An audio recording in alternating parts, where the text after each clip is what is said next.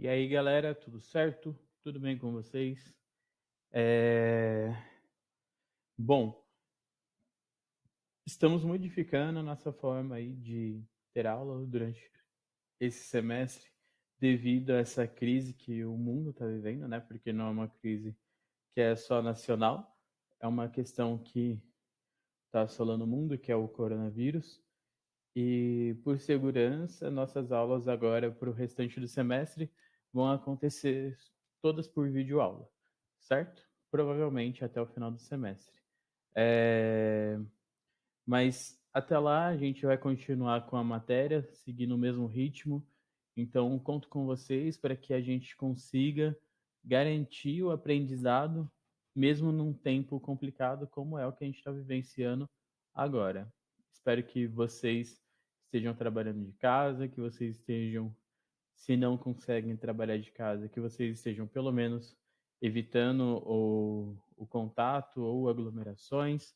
Espero que vocês estejam se cuidando, que a família de vocês também, e que todo mundo esteja bem. É muito importante nesse momento manter a calma e fazer a sua parte. Não precisa se apegar às notícias do mundo, se apegue só com as notícias que estão ao seu redor, dos seus familiares, daqueles que você se importa, inclusive eu.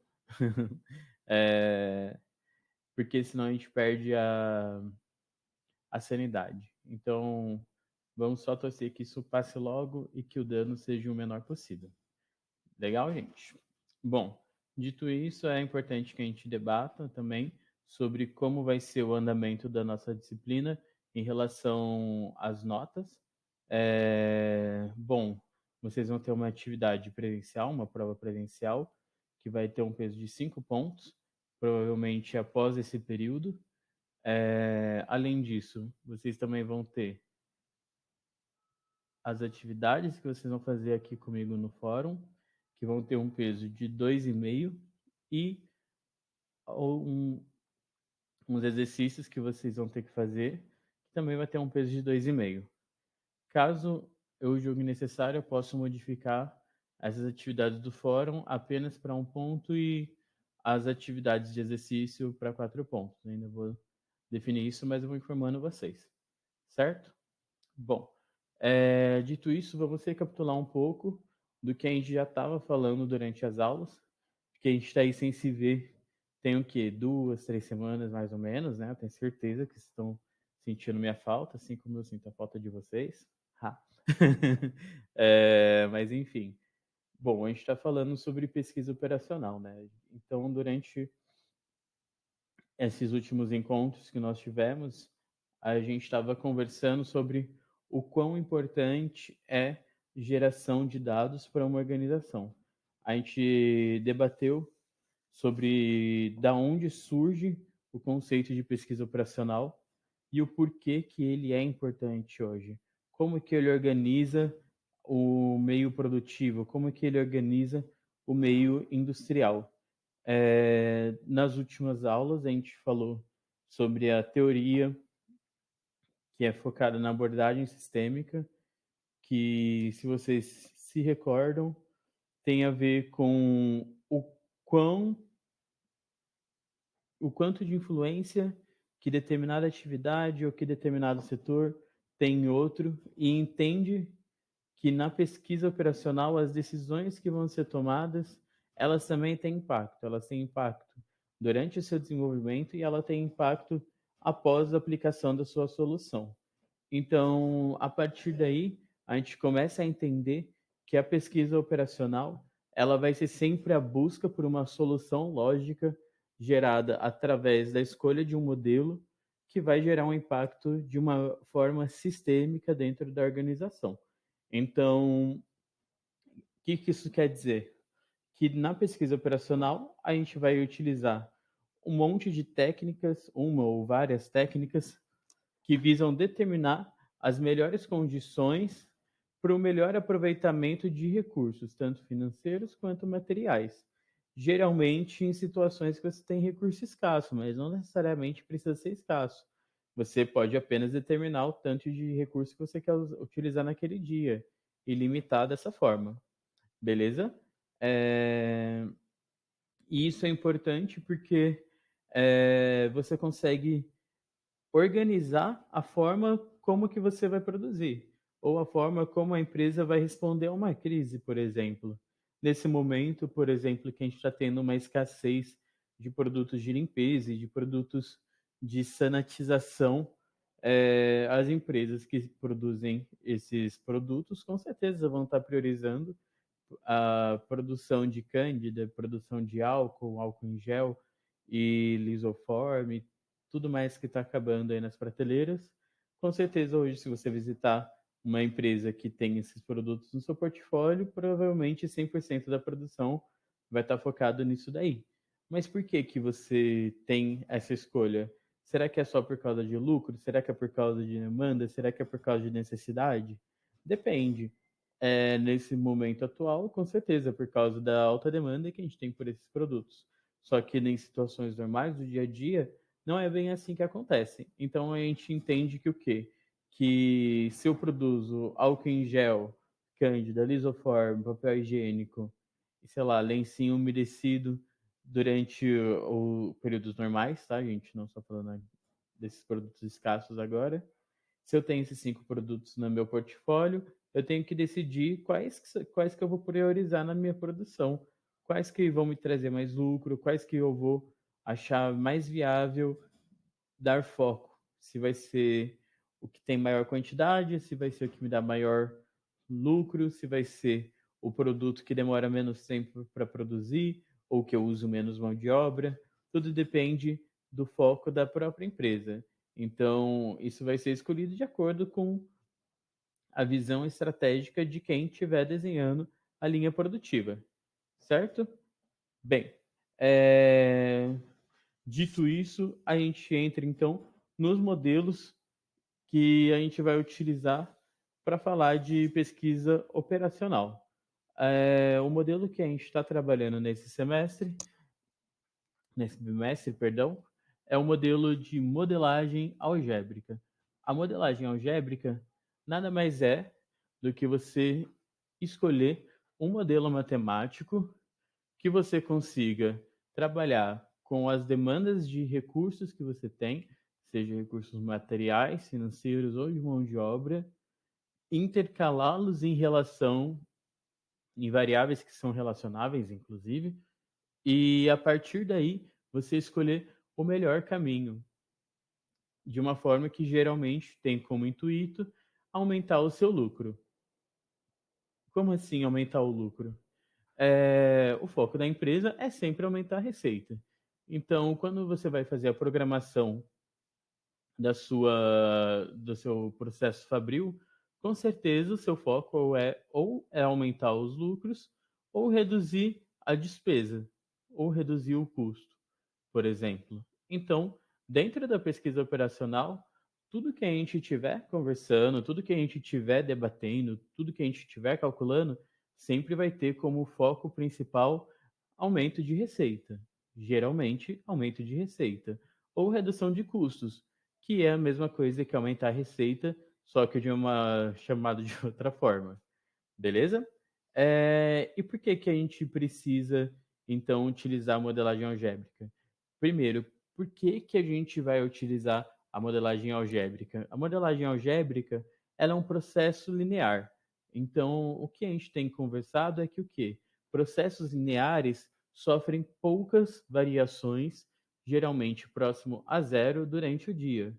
Como assim, poucas variações? Bom, se eu vou fazer, sei lá, um bolo, eu sei que para cada bolo que eu usar, eu vou usar 3 ovos, uma xícara de açúcar, uma xícara de chá, 2 xícaras de trigo e, sei lá, chocolate. Então, eu sei que cada bolo que eu produzir, eu vou usar exatamente essa quantidade de materiais e essa necessidade de recursos. Então, se o meu intuito é produzir, sei lá, 100 bolos num dia, eu sei exatamente o tanto de material que eu vou utilizar, o tanto de trigo, tanto de ovo, tanto de açúcar, de chocolate, de fermento. Eu sei exatamente, porque isso não vai variar, porque essa é a receita, ponto. Se eu botar 4 ovos, eu posso pôr? Posso, mas isso não é a receita. Então, se eu penso em processos lineares, eu estou querendo dizer que isso vai ser constante.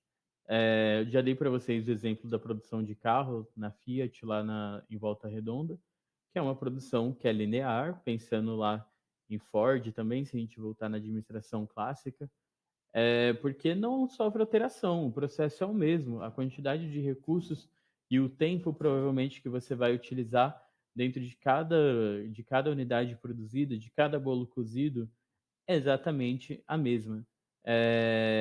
E se sofrer variação, vai ser pouquíssima essa variação. Por exemplo, quem já fez um bolo sabe que às vezes ele demora um pouquinho mais no forno, ou às vezes demora um pouquinho menos. Só que é um pouquinho, não é 20 minutos a mais, é 5 minutos a mais, é 2 minutos a mais ou a menos. Dificilmente você vai deixar o bolo o dobro do tempo que ele deveria ficar assando. Dificilmente você vai ter que usar o dobro de ovos para produzir um ovo. Não tem nem sentido isso. Dificilmente você vai colocar 8 rodas num carro de 4 rodas. Pode ser que você até chegue nesse ponto, porque as 4 rodas que você colocou estavam com defeito e teve que trocar, mas foi um caso à parte, não é uma constância, você não tem essa necessidade a todo momento. Então, se a gente pensa na modelagem algébrica e na programação linear, a gente está pensando em criar modelos algébricos, logo matemáticos, para a resolução de problemas que não oferecem grande variedade no seu desenvolvimento. Então, a gente vai maximizar ou minimizar é, o objetivo da função, maximizar o lucro ou minimizar os custos. É importante aqui a gente entender que a gente sempre vai trabalhar com restrições. Nesse cenário, a gente sempre vai ter restrições, seja de recursos, seja de tempo, seja de mão de obra, seja de capacidade de transporte, seja de capacidade de armazenamento, seja de capacidade produtiva, tanto faz. Mas dentro da modelagem algébrica, e especificamente dentro da programação linear, a gente sempre vai estar falando da, de identificar e respeitar os limites, né, que vão surgir junto com o problema que a gente vai analisar. Porque toda empresa tem restrições.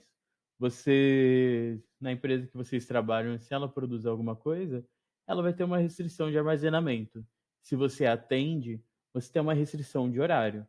Além da restrição de horário, você tem uma restrição de pessoas que você consegue atender durante o dia, porque você tem que atender bem essa pessoa. Então você não vai chegar e dar, oi, o que você quer? Tchau. Não, você tem que sentar, você tem que atender, você tem que garantir que o atendimento vai ser bem feito. E quanto tempo você demora para fazer um atendimento bom? 10 minutos, 15 minutos, meia hora? Depende de empresa para empresa. Mas isso você tem restrições também.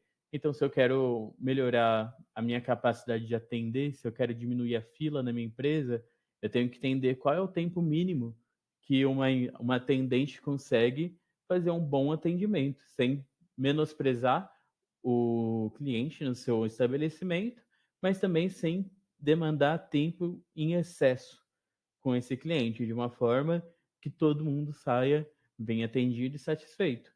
Então, se a gente pensar, a gente tem diversas restrições em todos os cenários quando a gente fala de qualquer processo empresarial, seja atendendo, seja produzindo, seja, sei lá, estruturando raciocínios, a gente sempre tem limites, certo?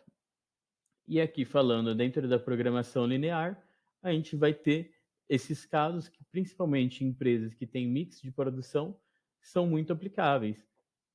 Que aí entra nessa parte de você conseguir organizar 4, 5, 100 produtos de acordo com a necessidade de cada recurso, de acordo com, às vezes, uma esteira produtiva para 5 produtos diferentes e utilizando todos a mesma base de recursos.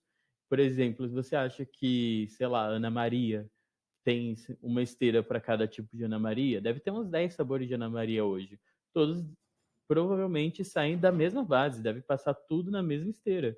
Porque tem que ter aproveitamento de espaço. Então, qual vai ser a diferença na Ana Maria que chega a massa ali que sai de morango e na que sai de, sei lá, brigadeiro, que coberto de chocolate com floquinhos de neve. A diferença é o processo que ele vai ter dentro da mesma linha. Qual vai ser o dispositivo que aquele produto vai acionar quando ele estiver na esteira? E é isso que a gente faz quando a gente começa a trabalhar com a modelagem algébrica. A gente começa a entender que aumentar nossos recursos, nosso lucro, diminuir nossos custos, diminuir desperdícios de recursos, tem a ver com saber aproveitar ou, na verdade, otimizar o nosso aproveitamento de espaço, tempo e recursos, certo? Dito isso, então, eu vou entrar já nas partes que a gente estava já debatendo nas últimas aulas. Acho que foi um bom resumo do que a gente tem falado. Acho que todo mundo se colocou aí no princípio para a gente poder voltar a resolver alguns exercícios.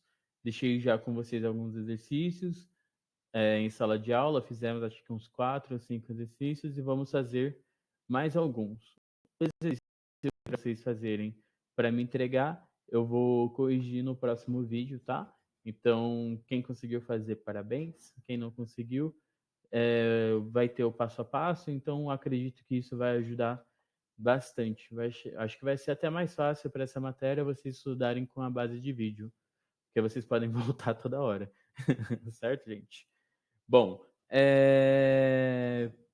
quais são os passos, então, para a gente conseguir trabalhar com a programação linear?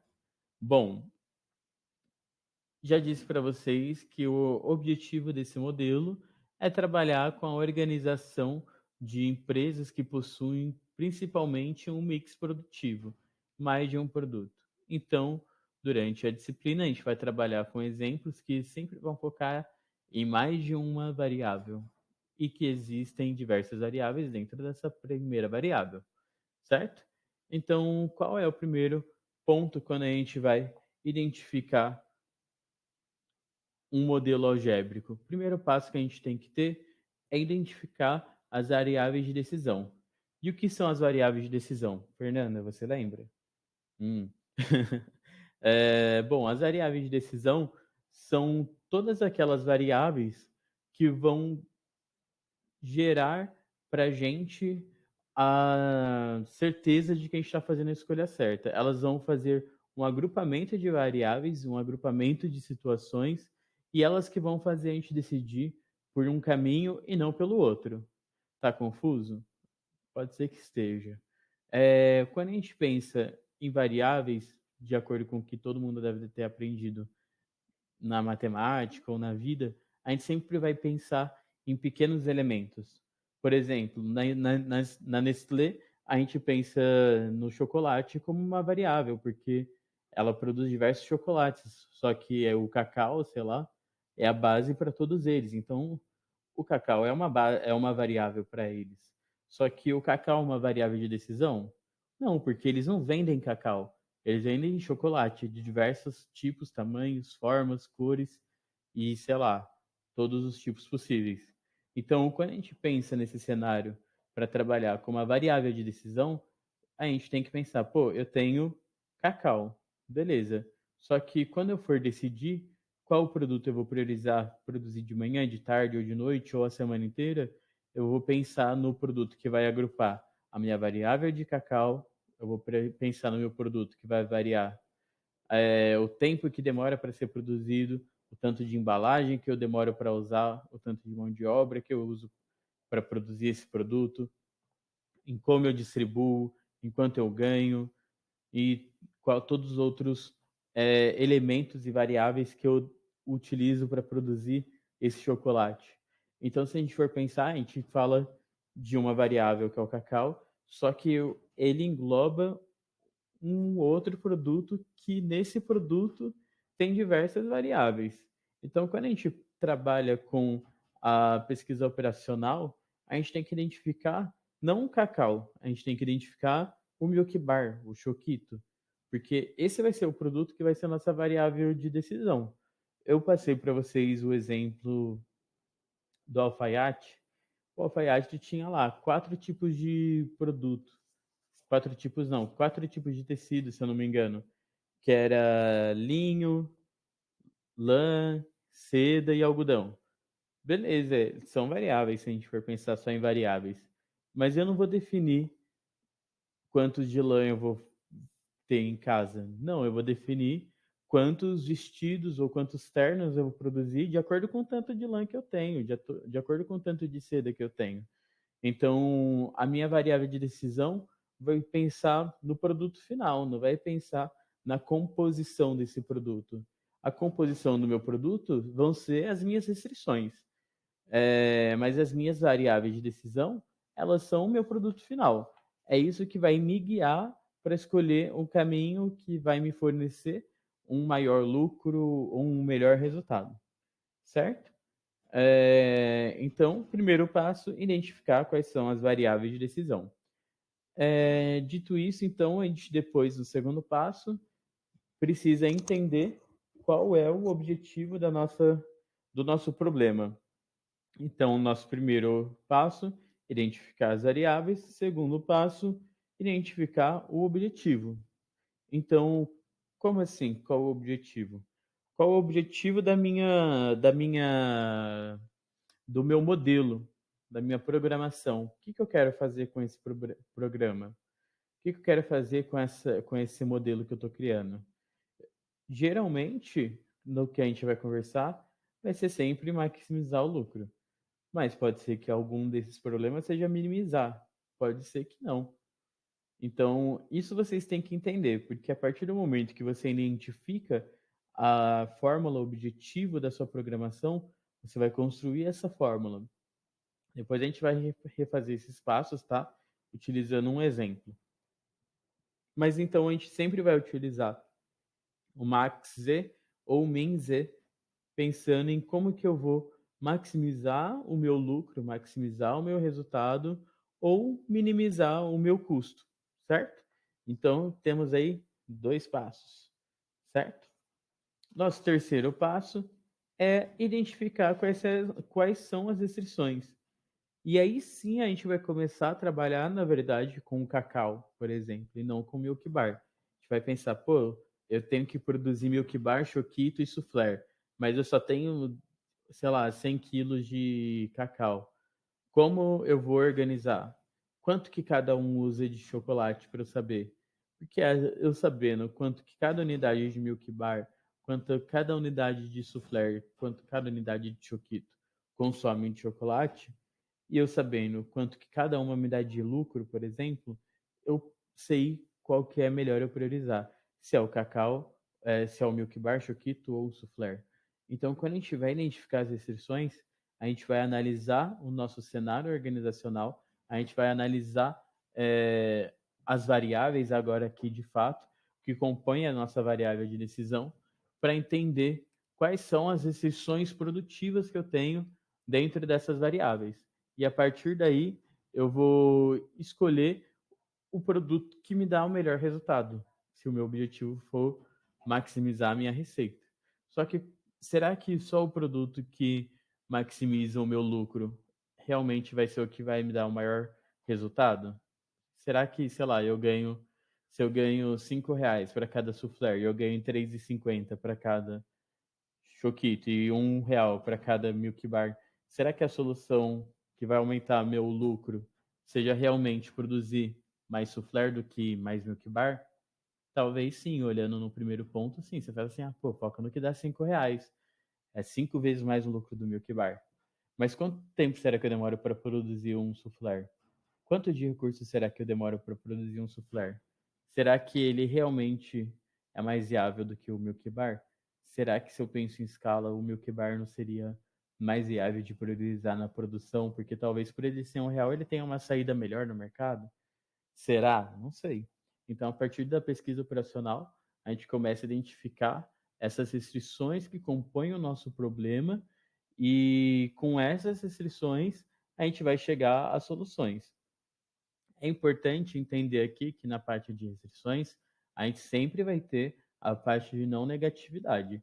Porque se a gente está falando de maximizar lucros, de maximizar resultados, nosso nível de produção não pode ser menor que zero. Então a gente sempre vai ter aqui uma restrição que vai chamar não negatividade e que vai identificar os produtos que a gente está utilizando e colocar uma condição de maior que zero, porque é maior é igual, né? Porque se for zero, pode ser que você ainda esteja sendo produtivo com os outros produtos que compõem o seu portfólio, mas se for menor que zero, provavelmente não, certo? Bom, a partir daí, a gente consegue então identificar qual é o modelo que a gente vai utilizar. E como é composto então esse modelo? Bom, ele é composto a partir da identificação do objetivo, que vai ser a construção da equação do objetivo desse modelo algébrico que você está propondo, e sujeito às limitações, às restrições que você identificou no problema. Então, são dois momentos: identificar o objetivo e identificar as restrições. A partir daí, a gente entra na parte de cálculo propriamente dito. Só que nesse momento a gente só está ficando com a parte de construção do modelo algébrico, certo?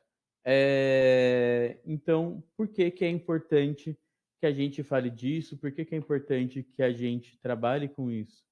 Bom, a gente, no meio empresarial, nós temos uma grande variedade de problemas ou de situações em que a gente consegue aplicar a modelagem algébrica como um fator decisivo ou provavelmente como um fator que auxilia no processo decisório para você chegar à conclusão se é melhor ou se é pior determinada situação, determinado investimento. Como a gente tem falado, são infinitas situações que a gente consegue trazer para dentro de uma organização que são lineares, que a gente consegue produzir padrões. Quem já trabalhou em telemarketing sabe que existe um TMA perfeito, por exemplo. TMA, para quem não trabalhou em telemarketing, significa tempo médio de atendimento. O que é o tempo médio de atendimento? É o tempo médio que você vai demorar com cada cliente, por exemplo. E como que você chega num tempo médio de atendimento padrão? Através da pesquisa operacional. Como assim? É feito diversos estudos, entendendo em qual momento o atendente para de ser um atendente e começa, às vezes, a encher o saco do cliente.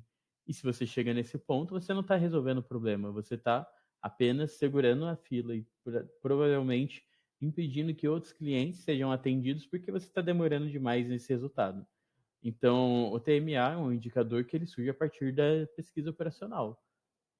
Embora seja um tempo que é variável, você traz aí então um padrão para você aplicar em escala. E isso é feito através da pesquisa operacional. Então a gente vê que as técnicas que são utilizadas dentro da modelagem algébrica, elas têm diversas aplicações, elas são muito eficientes. Hoje elas são utilizadas simultaneamente, sei lá, 500 mil algoritmos rodando ao mesmo tempo para dar um resultado. Às vezes a gente pensa que quando você vai fazer um orçamento numa loja, por exemplo, isso chama a gente chama de simulação, né? Orçamento ou simulação. Isso é uma pesquisa operacional. Você às vezes acha que é bobo, mas tem todo um sistema de inteligência rodando por trás disso, que no momento que o atendente disser lá, ok, fiz a venda, ali você já comunicou estoque, já comunicou produção, já comunicou logística, já comunicou fornecedor, já comunicou financeiro, diretoria, já comunicou o banco. Então, é um processo que se você não der o ok, só ficou ali, ó, a simulação. Mas se você der ok, tem toda uma inteligência que vai rodar por trás disso. Isso também acompanha a pesquisa operacional. Se a gente for pensar na chamada de um Uber, quando você chama um Uber, um 99 táxis, um Cabify, o que você prefere, ele vai tirar uma foto da cidade, ele vai dizer, pô, com base no número de carros que eu sei que está passando por aqui, eu sei que talvez eu pegue em trânsito.